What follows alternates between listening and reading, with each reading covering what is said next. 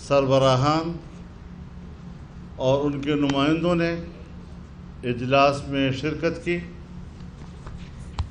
اور اس اجلاس میں جو فیصلے کیے گئے وہ قوم کے سامنے رکھے جا رہے ہیں۔ سربراہی اجلاس نے 17 نومبر کو پارلیمنٹ کے مشترکہ اجلاس میں قانون سازی کے پورے عمل کو مسترد کر دیا ہے۔ چند گھنٹوں میں 33 قوانین پاس کرنا یہ پارلیمانی پریکٹس کے ساتھ ایک بڑا مذاق تھا۔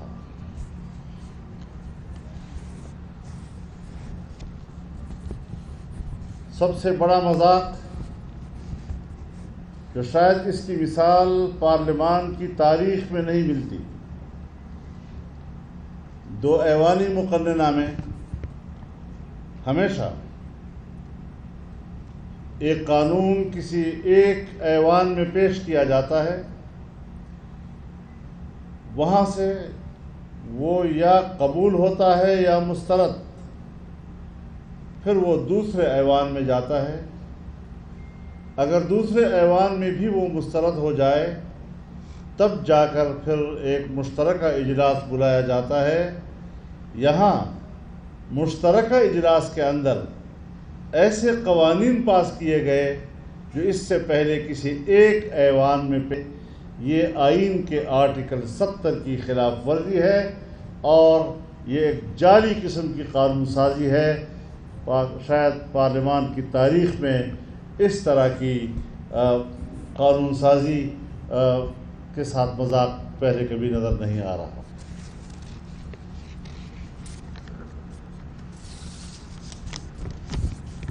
موجودہ قانون سازی کے ذریعے سے الیکشن کمیشن کے اختیارات پر وار کیا گیا ہے۔ قوم کا مطالبہ ایک آزاد اور خود مختار الیکشن کمیشن کا ہے، لیکن جس طریقے سے قانون سازی کی گئی ہے اس کے اختیارات پر قدغن لگانا، آئین کے تحت اس کے دیے ہوئے اختیارات کو سمیٹنا کسی صورت میں بھی قابل قبول نہیں، اور یہ آئین سے متصادم قانون سازی ہے، کیونکہ آئین الیکشن کمیشن کے خود مختاری اور اس کی آزادی کی جو حدود متعین کرتا ہے، اس قانون سازی کا اس سے تصادم ہے اور اس قانون سازی کی کوئی حیثیت نہیں ہے، اور اس پر آئینی اور قانونی ماہرین بھی متفق ہیں، اور اس پر الیکشن کمیشن اپنا رد عمل بھی دے چکا ہے۔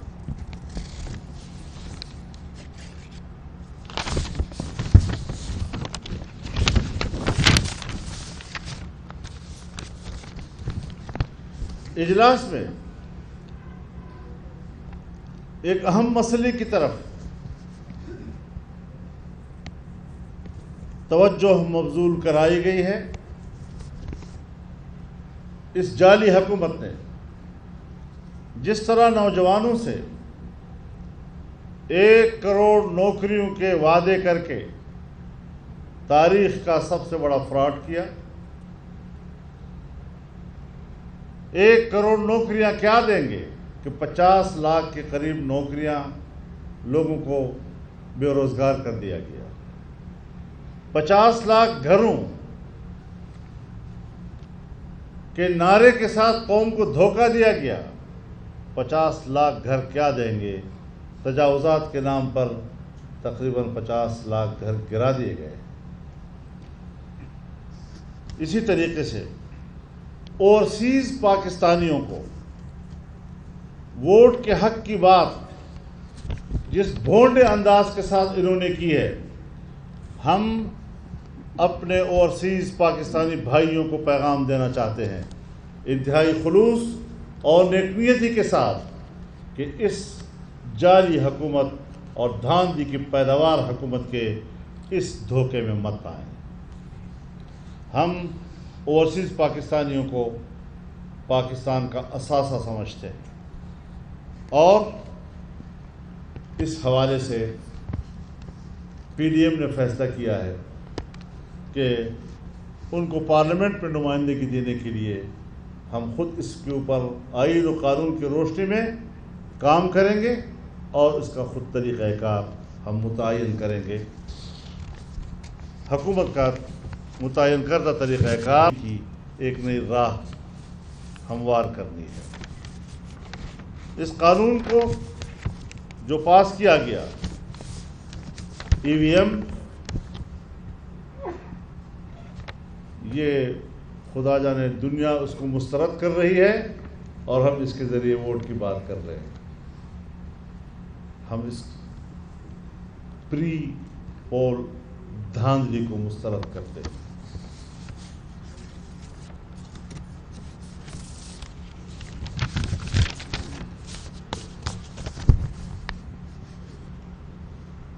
سیاسی زعماء، پارٹی لیڈرز، بالخصوص جناب میاں نواز شریف صاحب اور ان کی جماعت کے اہم شخصیات، ان کے خلاف ماضی میں جو عدالتی فیصلے آئے اور جن کے ذریعے ان کو نااہل قرار دیا گیا، خود عدالت عالیہ ہو یا عدالت عظمیٰ ہو، ان کے محترم جج صاحبان کے ماضی کے وہ بیانات اور حال ہی میں گلگت بلتستان سے رانا نسیم صاحب کا بیان حلفی، رانا شمیم صاحب کا بیان، اور اب جو کل پرسوں ثاقب نثار صاحب کا آڈیو آ چکا ہے، آپ بتائیں، ہم عدالت کا احترام بھی کریں، ہم جج صاحبان کو اپنے آنکھوں پر بھی بٹھائیں، لیکن ان اپنے گھر کی گواہیاں اس حوالے سے جو عدالت پر سوالات اٹھے ہیں، ان کی آزادی اور خود مختاری پر جو سوالات اٹھے ہیں، ہم بڑے دکھی دل کے ساتھ یہ سمجھتے ہیں کہ اپنے اس مقام کو انہوں نے اپنے کردار سے دوبارہ حاصل کرنا ہوگا۔ یہ اعتماد انہوں نے اپنے کردار کی بنیاد پر بحال کرنا ہوگا۔ اب بہت مشکل ہو گیا ہے کہ جو سازشیں ماضی میں ایک منتخب وزیر اعظم کے خلاف آشکارا ہوئی ہیں، چاہے اس کا تعلق میاں نواز شریف صاحب کے ساتھ ہو یا ان کے پارٹی کے دوسرے لوگ یا دوسری جماعتوں کے دوسرے رہنماؤں کے حوالے سے ہو، یہ ملک کے خلاف سازش ہے، اصل میں کسی فرد کے خلاف نہیں، اس کے جمہوری نظام کے خلاف سازش ہوئی ہے، جس کا خمیازہ آج پاکستان کے عوام بے روزگاری، مہنگائی اور معاشی تباہی کی صورت میں بھگت رہے ہیں۔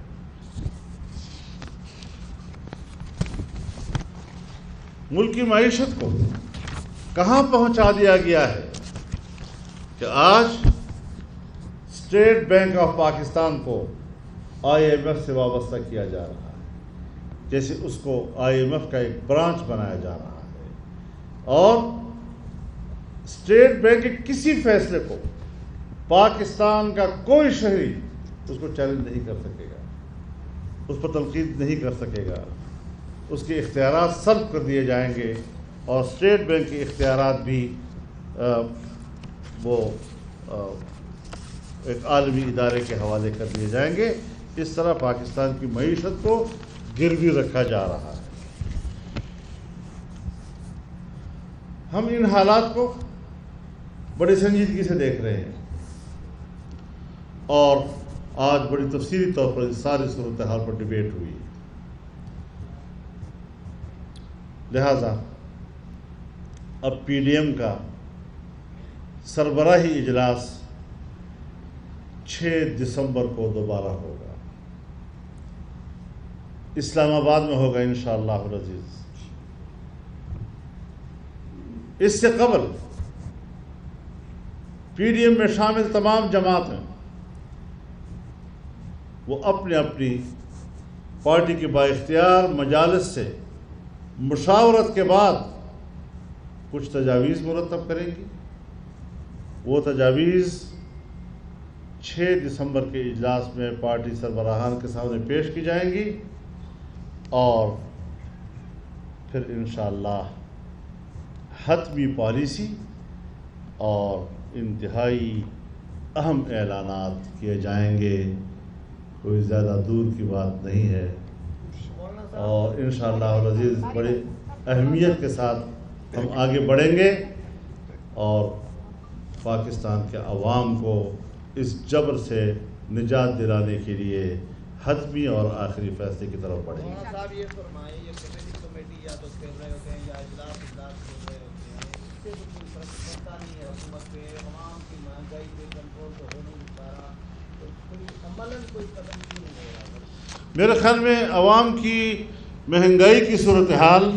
جب تک یہ حکومت ہے کنٹرول نہیں ہوگی۔ اس حکومت کا خاتمہ کرنا ہوگا، اور اس کے لیے ہم ایک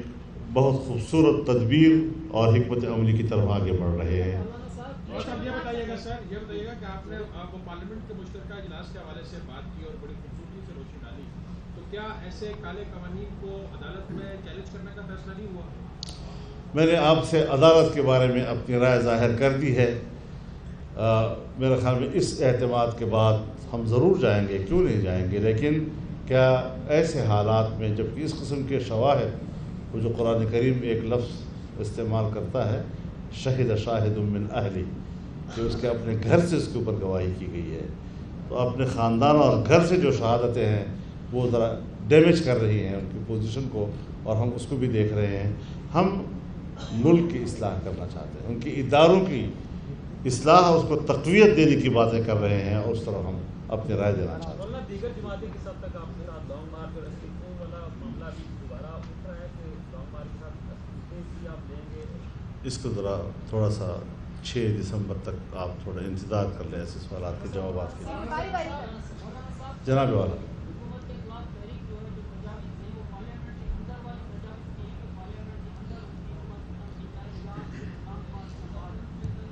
اگر میں ان جزیات کو آپ کے سامنے پیش کرتا تو کیا آج میں پیش نہیں کر سکتا تھا؟ تو اس لیے میں یہی عرض کر رہا ہوں کہ اب حتمی فیصلوں کی طرف جانے کے لیے پارٹیوں کے اپنے مجالس کے اندر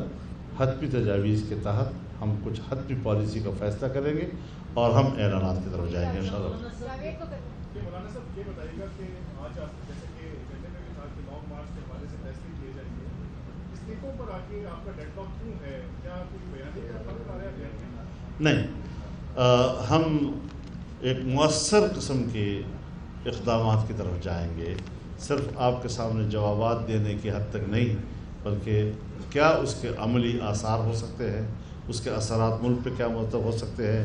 ہماری صفوں میں اس کے لیے کیا نظم ہو سکتا ہے، ان ساری چیزوں کا جائزہ لینے کے بعد اگر ہم سوچ سمجھ کر فیصلے کریں گے تو وہ زیادہ مؤثر ہوں گے انشاءاللہ۔ ایک عوام میں تاثر پایا جا رہا ہے کہ اپوزیشن جو ہے، اور اپوزیشن پی ڈی ایم ان کا ایک اہم جزو ہے، اپوزیشن جو ہے وہ نہ تو وفاقت کی طرف کھل کے آ رہی ہے، نہ ہی منافقت کی طرف کھل کے آ رہی ہے۔ ایسا کیوں آپ لوگ ایک فیصلہ کر کے اس کو عمل نہیں کرتے کہ ہم نے بہن چلنا ہے، منافقت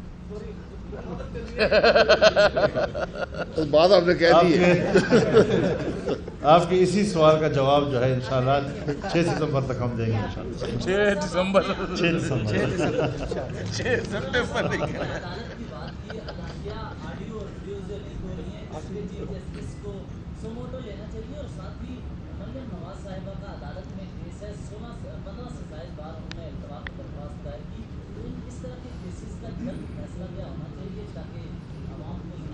دیکھیے، عدالت کے فیصلے تو عدالت نے کرنے ہیں، انہوں نے خود اس کا جائزہ لینا ہے کہ وہ ثاقب نثار صاحب کی طرف سے اوپر سے پریشر کے تحت فیصلے کر رہے ہیں یا آئین و قانون کے تحت انصاف کے فیصلے۔ بہت شکریہ سر، آ جائیں۔ اس میں ابھی کورٹ کے کیس چل رہا ہے، اس کے انتظار